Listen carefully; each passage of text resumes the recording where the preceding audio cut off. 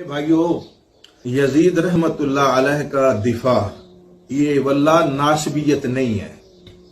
کیوں؟ یزید کا دفاع دراصل ان صحابہ کرام کا دفاع ہے جنہوں نے حضرت حسین رضی اللہ تعالی عنہ کے مقابلے میں یزید رحمت اللہ علیہ کی بیعت سے کوئی سروکار نہیں ہے اگر یزید کو ڈھال بنا کر معاویہ کے دامن پہ ہاتھ نہ ڈالا جاتا۔ میری بات سمجھیں آپ کے نہیں، یزید کو آڑ بنایا، ڈھال بنایا اور حملہ کس پر کیا؟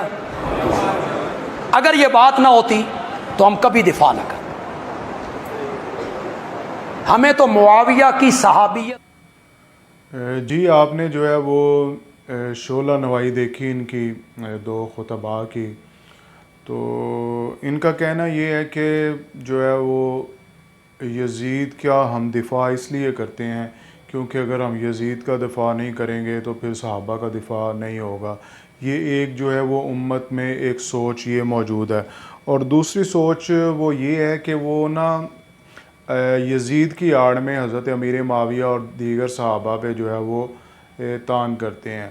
تو عرض کرنے کا مقصد یہ ہے کہ یہ دونوں سوچیں جو ہیں وہ غلط ہیں، اور الحمدللہ اہل سنت و جماعت کی جو ایک عقیدہ اور ایک نظریہ ہے وہی بالکل ٹھیک ہے کہ انہیں مانا انہیں جانا نہ رکھا غیر سے کام، للہ الحمد میں دنیا سے مسلمان گیا۔ تو یہ جو رافضی سوچ ہے اور ناسبی اور خارجی سوچ ہے، یہ دونوں سوچیں جو ہیں وہ غلط ہیں۔